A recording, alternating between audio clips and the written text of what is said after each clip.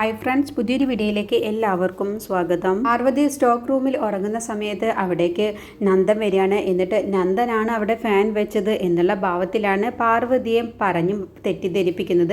അങ്ങനെ പാർവതിയും നന്ദനും കൂടി സ്റ്റോക്ക് റൂമിൽ നിന്നങ്ങ് പോവട്ടെ. അപ്പോൾ അത് പ്രിയൻ കാണുകയാണ്. അപ്പോൾ പ്രിയന് അവർ രണ്ടുപേരും കൂടി ഒരുമിച്ച് പോകുന്നത് കാണുമ്പോൾ വല്ലാത്തൊരു വിഷമം വരുന്നുണ്ട്. അങ്ങനെ പാർവതി ഭക്ഷണം കഴിക്കാൻ വേണ്ടി ടെറസിലേക്ക് ചെല്ലുന്ന സമയത്ത് അവിടെയുള്ള എല്ലാവരും ഭക്ഷണം കഴിച്ചങ്ങ് പോവുകയാണ് കേട്ടോ. അപ്പോൾ ജയന്തിയും സൗം ചോദിക്കുന്നുണ്ട്, എന്താ പാർവതി ഇനി ഇത്ര ലേറ്റ് ആയത്, ഞങ്ങളുടെയൊക്കെ കഴിഞ്ഞല്ലോ എന്ന് പറയുമ്പോൾ ഞാൻ സ്റ്റോക്ക് റൂമിൽ ചെറുതായിട്ടൊന്ന് മയങ്ങിപ്പോയി എന്ന് പറയണേ. അങ്ങനെ പാർവതി തനിച്ചാകുന്ന സമയത്ത് അവിടെ ഭക്ഷണം കഴിക്കാൻ ഇരിക്കുമ്പോഴാണ് അവിടേക്ക് നന്ദനും ഭക്ഷണം കഴിക്കാൻ വരുന്നത്.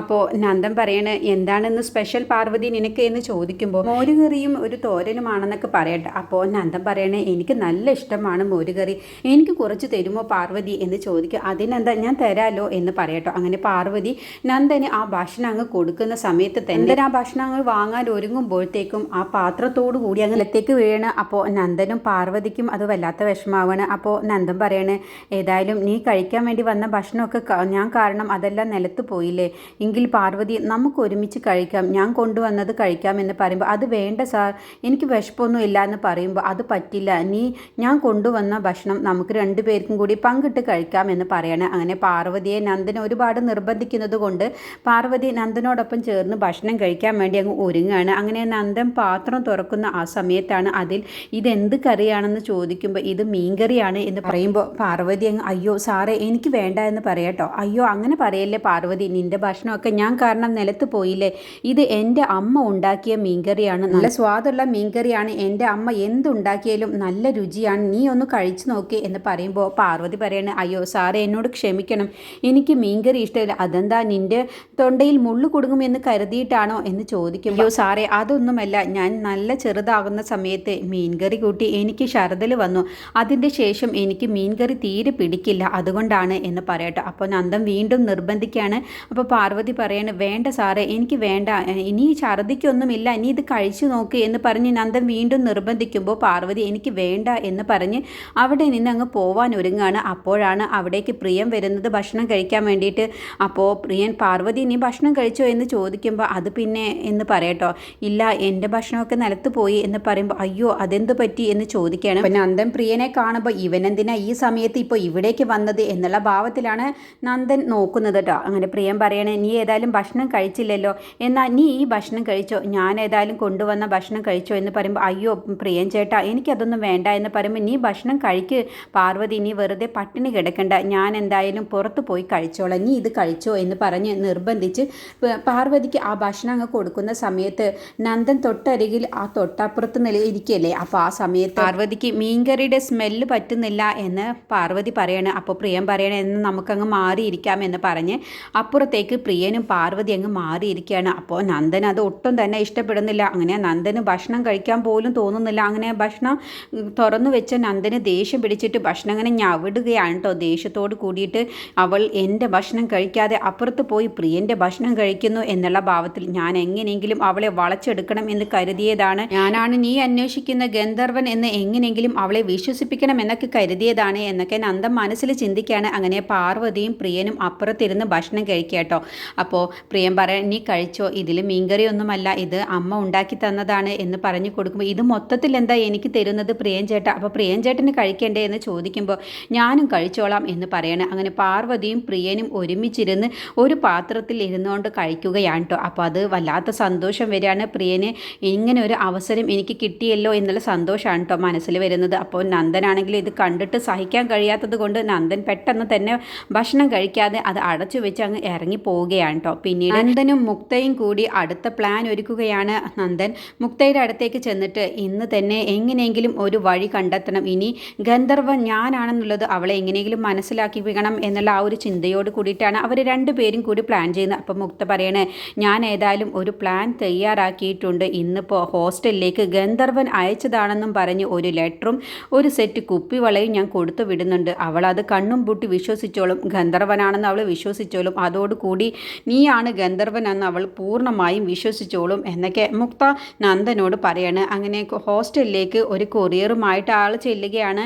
എന്നിട്ട് ആ കൊറിയർ വാങ്ങുന്നത് ഐഷയും ജെന്നിഫറും മീരയും കൂടി ചേർന്നിട്ടാണ് കേട്ടോ. അപ്പോൾ ഐഷ പറയണ നമുക്കിത് പൊട്ടിച്ചു നോക്കിയാലോ എന്ന് പറയുമ്പോൾ മീര പറയണ അത് വേണ്ട, പാർവതി വരട്ടെ, പാർവതി എത്താറായിട്ടുണ്ടല്ലോ, അതിൻ്റെ മുന്നേ നമ്മൾ പൊട്ടിക്കുന്നത് ശരിയല്ല, അതിന് അവൾക്ക് വരുന്ന എല്ലാ കൊറിയറും നമ്മളല്ലേ പൊട്ടിക്കാറ്, പിന്നെ എന്താ എന്ന് ചോദിക്കുമ്പോൾ അങ്ങനെയല്ല, അത് നമ്മൾ അവളുടെ മുന്നിൽ വെച്ചിട്ടാണ് പൊട്ടിക്കാറുള്ളത്, ഇതിപ്പോൾ പാർവതി ഇവിടെ ഇല്ലാത്തതല്ലേ, അവളില്ലാതെ നമ്മൾ ഈ പൊട്ടിക്കുന്നത് ശരിയല്ല എന്ന് പറയണേ. അങ്ങനെ പാർവതി വരുന്നവരെയും അവർ കാത്തു നിൽക്കുകയാണ്. പാർവതി ഹോസ്റ്റലിലെത്തിയ ശേഷം എന്താടി നീ എന്നാ ഇന്ന് കുറച്ച് നേരം വൈകിയല്ലോ എന്നൊക്കെ ഇങ്ങനെ പറയുമ്പോൾ ഞാനും പ്രിയൻ ചേട്ടനും കൂടിയാണ് വന്നത് എന്നൊക്കെ പറഞ്ഞ് പ്രിയനെ കുറിച്ച് വാ തോരാതെ സംസാരിക്കുകയാണ്. പ്രിയൻ ചേട്ടനും ഞാനും ഒരുമിച്ചാണ് ഭക്ഷണം കഴിച്ചത്, എൻ്റെ ഭക്ഷണം മൊത്തത്തിൽ നിലത്തുപോയി എന്നുള്ള കാര്യമൊക്കെ പറഞ്ഞു കൊടുക്കുകയാണ്. അപ്പോൾ ഐഷ പറയണ എന്താടി നീ ഇപ്പോൾ പ്രിയനെ തന്നെയാണല്ലോ ഇപ്പോൾ സംസാരിച്ചുകൊണ്ടിരിക്കുന്നത്, നീ എന്താ നിൻ്റെ ഗന്ധർവനെ മറന്നു പോയോ എന്ന് ചോദിക്കാം കേട്ടോ. ദേ ഐഷ, നീ വെറുതെ ഗന്ധർവനെയും പ്രിയൻ ചേട്ടനെയും ഒരുമിച്ച് കൂട്ടി ഓരോന്ന് പറയരുത് എന്ന് പറയട്ടോ. അപ്പോൾ മീര പറയണേ നിനക്കൊരു കൊറിയർ വന്നിട്ടുണ്ട് എന്ന് പറയുമ്പോൾ പാർവതിക്ക് അത് ഒരുപാട് സന്തോഷമാണ്. കൊറിയറോ, എനിക്ക് അങ്ങ് ഗന്ധർവൻ അയച്ചതാണോ എന്ന് ചോദിക്കുമ്പോൾ അതേ എന്ന് പറഞ്ഞ് അത് കൊടുക്കുകയാണ്. അപ്പോൾ അതിലെ ലെറ്ററാണ് ആദ്യം വായിച്ചു നോക്കുന്നത് പാർവതി. അപ്പോൾ അതിലെഴുതിയിട്ടുണ്ടാവും നിനക്കൊരു സമ്മാനം കൊടുത്തു വിട്ടിട്ടുണ്ട്, അത് അണിഞ്ഞുകൊണ്ട് വേണം നാളെ നീ വരാൻ, വെള്ള ധാവണി എടുത്തുകൊണ്ട് വേണം നീ വരാൻ, ഞാനും വെള്ള ഡ്രസ്സ് ഇട്ടിട്ടാണ് നിൻ്റെ മുന്നിലേക്ക് നാളെ ഞാൻ വരുന്നത്, ഈ നാളത്തോടു കൂടി ഗന്ധർവൻ ആരാണെന്നുള്ളത് നീ ഇനി അറിയാൻ പോവുകയാണ്, ഞാൻ നിൻ്റെ മുന്നിലേക്ക് നേരിട്ട് വരികയാണ് എന്നുള്ള കാര്യമൊക്കെയാണ് ആ കത്തിൽ എഴുതിയിട്ടുണ്ടാവുക.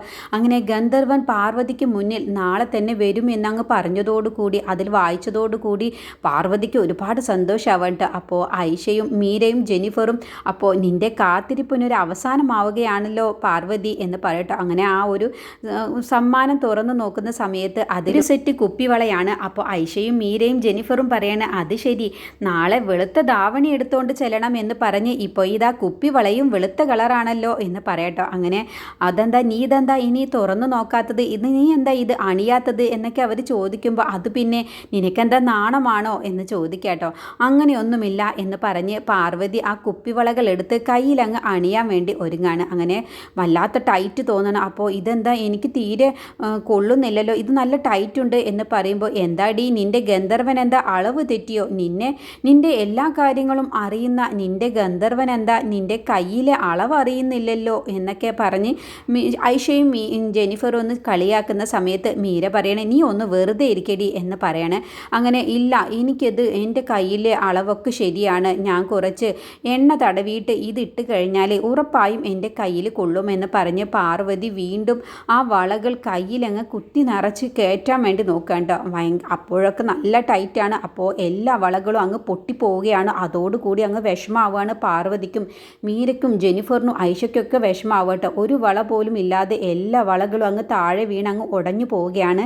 അതോടുകൂടി പാർവതി വിഷമത്തോടു കൂടി നിൽക്കുമ്പോൾ മീര പറയണേ നീ വിഷമിക്കൊന്നും വേണ്ട, ഇത് നല്ല ടൈറ്റ് ആയതുകൊണ്ടല്ലേ. അപ്പോൾ ഐഷയും ജെനിഫറും ചോദിക്കുകയാണ് അല്ല നാളെ ഇത് ഇട്ടുകൊണ്ട് ചെല്ലണം എന്നല്ലേ ഗന്ധർവൻ പറഞ്ഞത്, അപ്പോൾ ഇനി എന്ത് ചെയ്യും എന്ന് ചോദിക്കുമ്പോൾ മീര പറയണേ അത് കാര്യം പറഞ്ഞ ഗന്ധർവന് മനസ്സിലാവുമല്ലോ, പാർവതിയെ നല്ലതുപോലെ അറിയാവുന്ന ആളല്ലേ ഗന്ധർവൻ, അപ്പോൾ നേരിട്ട് കാണുമ്പോൾ പറയണം എനിക്ക് ആ വളകൾ നല്ല ടൈറ്റായിരുന്നു, അതുകൊണ്ട് നമുക്ക് രണ്ടു പേർക്കും കൂടി ഒരുമിച്ച് പോയിട്ട് വള വാങ്ങാമെന്ന് പറഞ്ഞ് കുപ്പിവളകൾ വാങ്ങി അപ്പോൾ തന്നെ ഗന്ധർവനെ കൊണ്ട് കൈകളിൽ ഇടിയിപ്പിച്ചാൽ പോരെ എന്ന് പറയണം. അപ്പോൾ ഐഷയും മീരെ അങ്ങ് കളിയാക്കാണ്ട് അത് ശരി, പൂച്ചക്കുട്ടിയെ പോലെ നടന്നിട്ടേ എല്ലാതും അറിയാലോ, നീ ആള് കൊള്ളാടുണ്ടെങ്കിൽ നീ പൂച്ച സന്യാസിയാണ് എന്നൊക്കെ പറഞ്ഞിട്ടാണ് മീരയെ കളിയാക്കുന്നത്. അങ്ങനെ പാർവതി വല്ലാതെ സന്തോഷിക്കുകയാണ്. നാളെ ഗന്ധർവനെ നേരിട്ട് കാണാലോ എന്നുള്ള സന്തോഷത്തിലാണ് പാർവതി. മുക്തയും നന്ദനും കൂടി പ്ലാൻ ചെയ്തതുപോലെ നാളെ നടക്കും എന്നുള്ള പ്രതീക്ഷയിലാണ്. അപ്പോൾ നന്ദനാണ് ഇനി ഗന്ധർവൻ എന്നുള്ളത് മുക്ത വരുത്തി തീർക്കുകയാണ്. നന്ദ മുക്തയോട് ചോദിക്കുന്നുണ്ട് അല്ല നീ ഇപ്പോൾ ഗന്ധർവന്റെ രൂപത്തിൽ എഴുതി വിട്ടില്ലേ, ആ കത്ത് അവരുടെ കൈയക്ഷരം കണ്ട അവർക്ക് മനസ്സിലാവില്ലേ എന്ന് ചോദിക്കുമ്പോൾ ഞാൻ ആ ഗന്ധർവൻ അയച്ച കത്ത് ഞാൻ ഫോട്ടോ എടുത്ത് വെച്ചിട്ടുണ്ട്, അതുപോലെ തന്നെയാണ് എഴുതി കൊടുത്തിട്ടുള്ളത്, അതുകൊണ്ട് പാർവതിക്കും അവളുടെ കൂട്ടുകാർക്കൊന്നും ഒരു സംശയവും വരില്ല എന്ന് നന്ദനോട് മുക്ത പറയാണ്. പാർവതിയുടെ വീട്ടിലേക്ക് പണം ചോദിച്ചുകൊണ്ട് ആൾ വരികയാണ്. എന്നിട്ട് പാർവതിയുടെ അമ്മയോടും ചേച്ചിയോടും ചോദിക്കണം ജനകൻ ഇവിടെ ഇല്ലേ എന്ന് ചോദിക്കുമ്പോൾ ഇല്ല പുറത്തേക്ക് പോയിരിക്കുകയാണെന്ന് ദേവകി പറയട്ടോ. അപ്പോൾ അല്ല നിങ്ങൾ ലക്ഷ്മിയുടെ കല്യാണത്തിന് വേണ്ടിയിട്ട് നിങ്ങൾ സ്വർണം വാങ്ങിയില്ലേ, എന്നിട്ട് അതിലെ പൈസയൊന്നും ഇതുവരെയും തന്നില്ല, നിങ്ങൾ തന്നാലല്ലേ എൻ്റെ കടയും മുന്നോട്ട് പോകൂ എന്ന് പറയുമ്പോൾ ദേവകി പറയണ അതിന് വേണ്ടിയിട്ട് തന്നെയാണ് നിങ്ങളുടെ അച്ഛൻ ആ പണം റെഡിയാക്കാൻ വേണ്ടിയിട്ട് തന്നെയാണ് പോയിട്ടുള്ളത് എന്ന് പറയട്ടോ. അപ്പോൾ അയാൾ പറയണേ എത്രയും പെട്ടെന്ന് എനിക്ക് തരാനുള്ള പൈസ ജനകനോട് തരാൻ വേണ്ടി പറയണം, എന്നാലാണ് എൻ്റെ കട മുന്നോട്ട് പോവൂ, അല്ലെങ്കിൽ ഞാനും ഇതുപോലെ കഷ്ടത്തിലാവും എന്ന് പറഞ്ഞ് അയാൾ നല്ലതുപോലെ സംസാരിച്ചിട്ടാണ് പോകുന്നത്. അങ്ങനെ കുറച്ച് കഴിയുമ്പോഴത്തേക്കും ജനകൻ അവിടേക്ക് വരികയാണ്. എന്നിട്ട് ദേവകി കാര്യം പറയണേ, ഇങ്ങനെ സ്വർണത്തിൻ്റെ ആൾ വന്നിരുന്നു, പൈസ ഇതുവരെയും ഒന്നും റെഡി ആയില്ലേ എന്നൊക്കെ ചോദിക്കുമ്പോൾ ഇല്ല, ഒന്നും റെഡി ആയിട്ടില്ല എന്ന് പറയട്ടോ.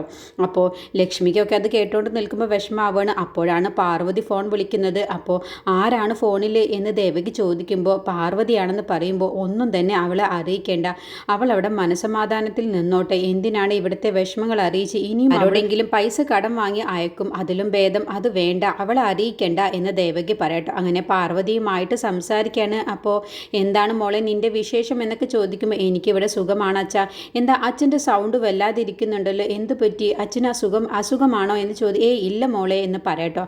അല്ല ചേച്ചിയും അമ്മയും ഒക്കെ എങ്ങനെ, അമ്മയ്ക്കൊക്കെ സുഖമല്ലേ എന്ന് ഇപ്പോൾ ചോദിക്കുമ്പോൾ ആ സുഖമാണ്, ഞാൻ നിൻ്റെ അമ്മയ്ക്ക് കൊടുക്കാം എന്ന് പറഞ്ഞ് ഫോൺ കൊടുക്കുകയാണ്. അങ്ങനെ അമ്മയുമായിട്ട് സംസാരിക്കുമ്പോൾ പാർവതിക്ക് ഒരു ചെറിയ സംശയം വരികയാണ്. എന്താ അമ്മയുടെ സൗണ്ടൊക്കെ ഒരു ടെൻഷൻ ഉള്ളത് പോലെ ഉണ്ടല്ലോ, എന്തെങ്കിലും പ്രശ്നമുണ്ടോ എന്ന് ചോദിക്കുമ്പോൾ ഇല്ല മോളെ എന്നങ്ങ് പറയട്ടോ. അങ്ങനെ ലക്ഷ്മിയാണെങ്കിലും പാർവതിയോട് അമ്മയും അച്ഛനും ഒന്നും പറയാൻ പോകുന്നില്ല, ഞാൻ തന്നെ പാർവതിക്ക് വിളിച്ച് കാര്യം പറയണം എന്ന് മനസ്സിൽ ഉദ്ദേശിച്ചുകൊണ്ട് നിൽക്കണം.